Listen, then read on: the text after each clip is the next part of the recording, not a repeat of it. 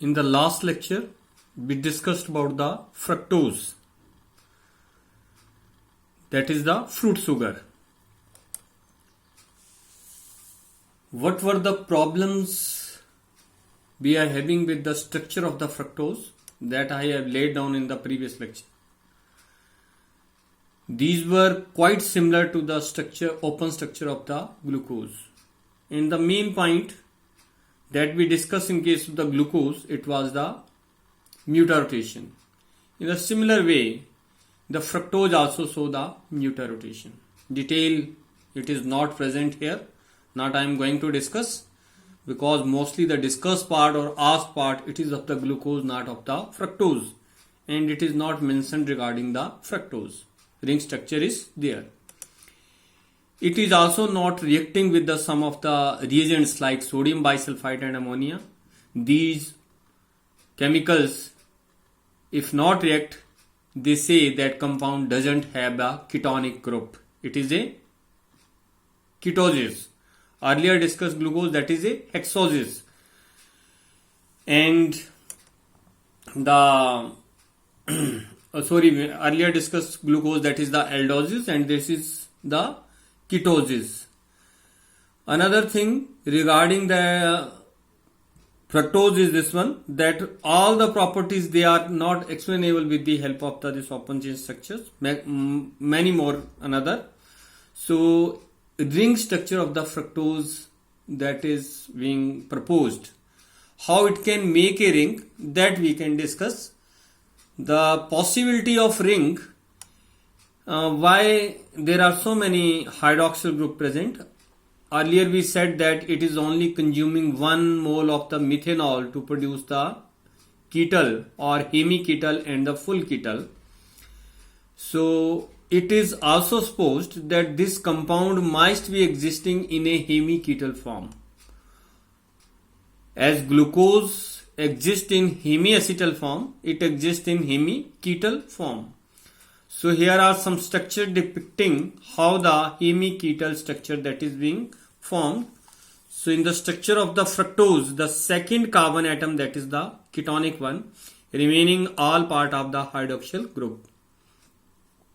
It can form a closed ring structure with the help of the fifth carbon atom, and a pyranose type of ring structure can be there, as it is being discussed in the case of the glucose. So it is a simple mechanism here, that this bond attacks this one, shift of this bond here, it is getting negative charge, oxygen is having extra valence, is a positive charge, hydrogen is lost here, and it is forming this component, that is closed ring structure. Now when I am discussing the glucose, then first carbon was aldehyde carbon. It was linked to the fifth carbon atom. Here second carbon atom is ketonic. It is not linked to the fifth. Now it is linked to the sixth carbon atom.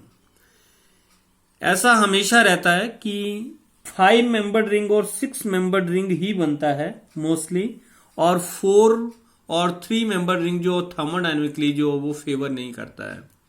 3 membered ring or 4 membered ring thermodynamically not favored. Mostly 5 membered ring or 6 membered ring, that is thermodynamically favored. And we can't have the 7 or 8 membered ring.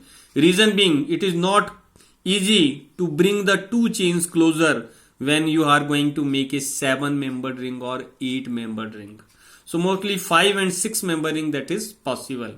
So whenever we are joining the second carbon atom with the fifth one, we are having a 6 member ring, and the structure of that ring, it is shown below here. So that is the structure of the fructose, how it differs from the glucose. तो first carbon atom जो है इसमें देखो यहाँ पर, that is CH2OH, ऊपर वाला जो कार्बन एटम था ये वाला, ये मैंने साइड को शो कर दिया यहाँ पर. Then it is having OH at this position. So again OH down or OH above, it can give the two structure, one as the alpha, one as the beta. अगर OH इस side होगा और CH2OH इस side आएगा तो उसको हम beta बोलेंगे, लेकिन यहां पर OH डाउन है तो उसको हम क्या बोलेंगे, अल्फा. अब मैंने आपको बताया था कि कैसे इसको रिंग में कन्वर्ट करना है। ये वाली साइड नीचे वाली साइड होती है, तो यहां देखो OH down, then H down, then OH down, again OH down, so OH, H, OH and OH। तो फर्स्ट कार्बन एटम ये आ गया, this is the second carbon atom, that is the third, it is fourth, it is fifth, it is the sixth carbon atom.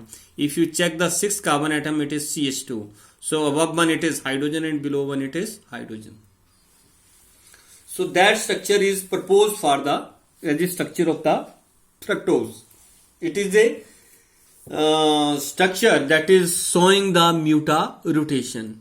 Obviously we can again put the same answer that the structure reopens, convert itself into alpha form, convert itself into beta form. Again they are having an equilibrium mixture of the open chain structure, alpha form and beta form, and that is there is the equilibrium optical rotation value, that is termed, that is the case of the muta rotation. So same reasons can be specified. this exam में नहीं आएगा वैसे आपको fructose से related, mostly वो पूछता है आपसे तो सक्रोज से रिलेटेड या वो ग्लूकोज से रिलेटेड जो क्वेश्चन म्यूटा रोटेशन का आपको पुटअप करेगा। अगर यूजुअली हमारे पास फ्रक्टोज हो तो वो पायरानोसाइड जो है वो रिंग में जो वो एग्जिस्ट करता है। पायरानोसाइड का मतलब है कि हमने कुछ स्ट्रक्चर पहले पढ़ी थी कि ग्लूकोज जो है वो पायरानोज फॉर्म में जो वो एग्जिस्ट करता है, and that pyranose form was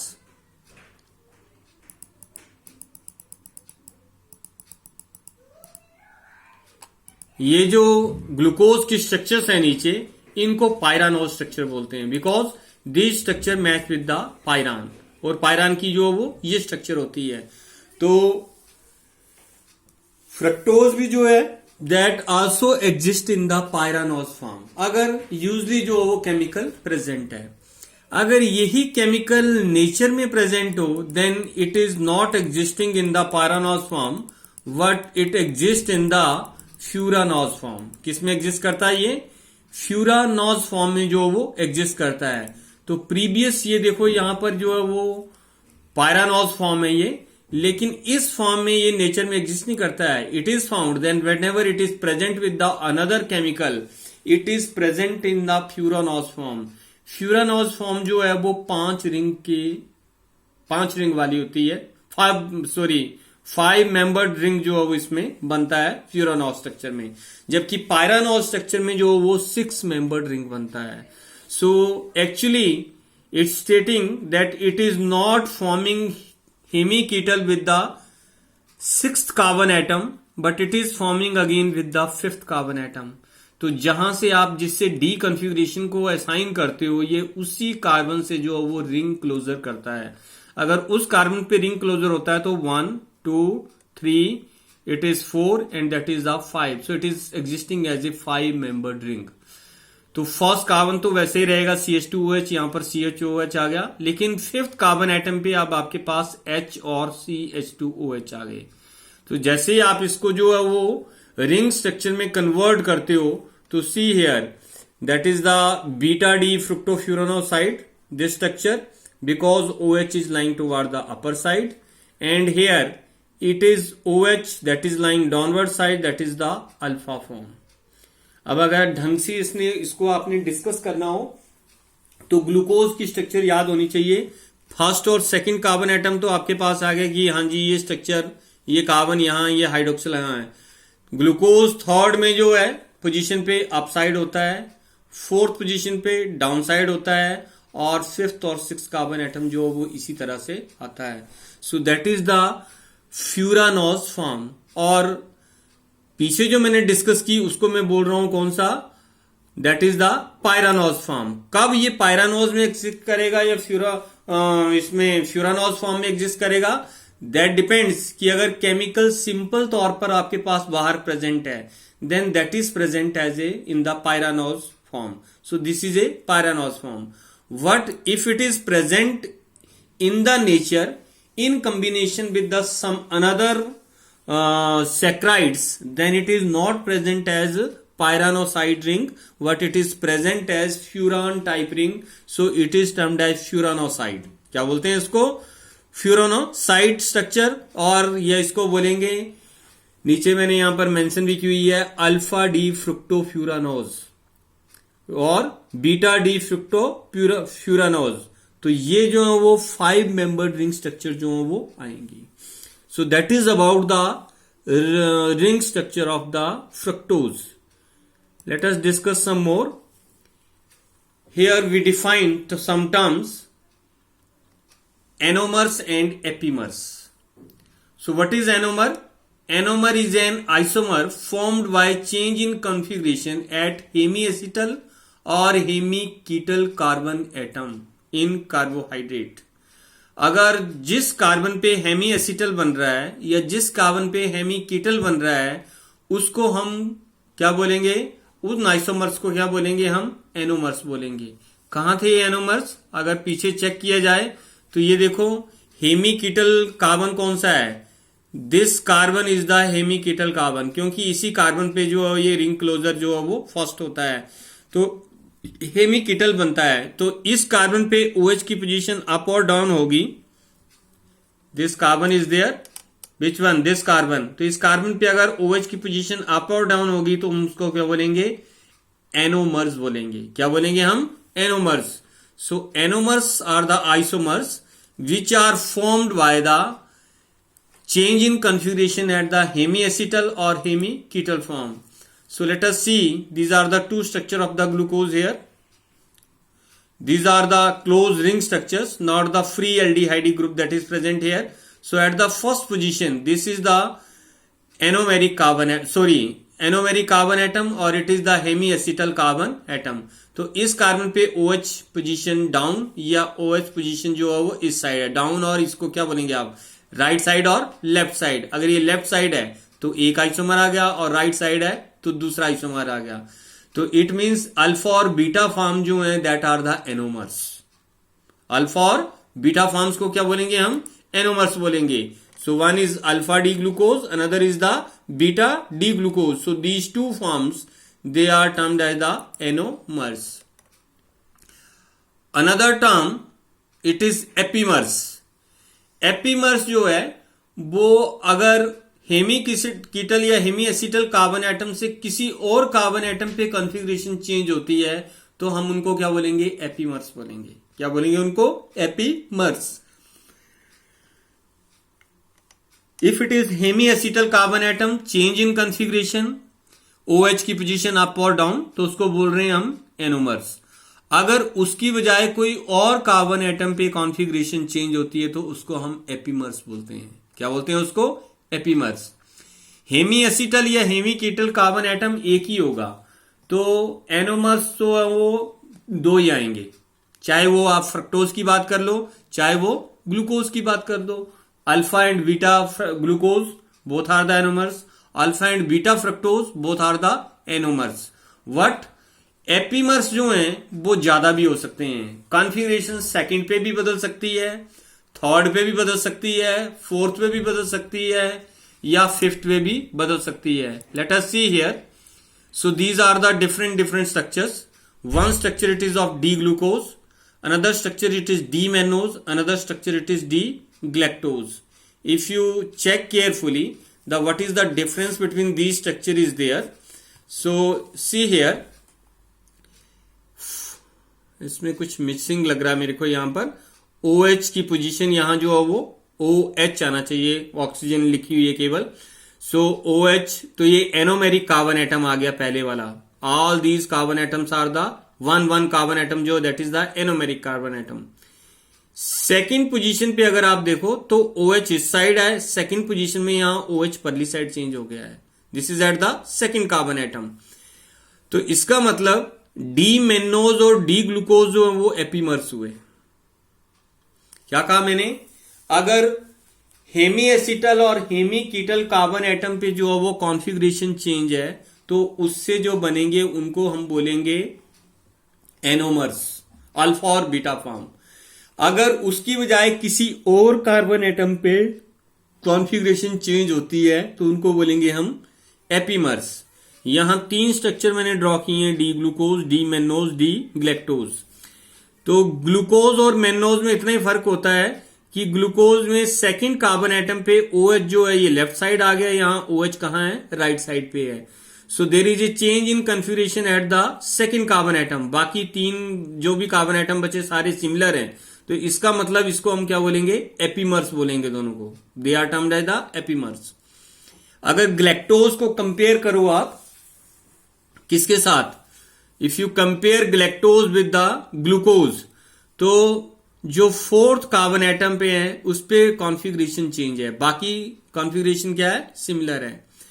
तो सीधी सी बात आ रही है कि एपीमर्स हम तब भी बोलेंगे जब बाकी सारे कार्बन एटम पे कॉन्फ़िगरेशन सेम होनी चाहिए, लेकिन केवल एक कार्बन एटम पे कॉन्फ़िगरेशन बदलनी चाहिए. The configuration should be similar at all another carbon atoms, but it should vary at one carbon atom. But this carbon atom shouldn't be hemiacetal or hemiketal carbon atom. तो जो glucose और mannose हैं ये आपस में epimers हैं. Glucose और galactose जो हैं वो भी क्या हैं, एपीमर्स हैं. इनको नाम आप दे सकते हैं.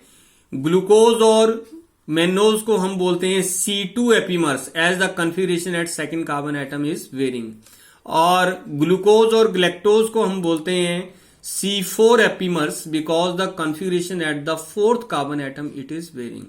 सो दैट इज द एपीमर्स और द एनोमर्स.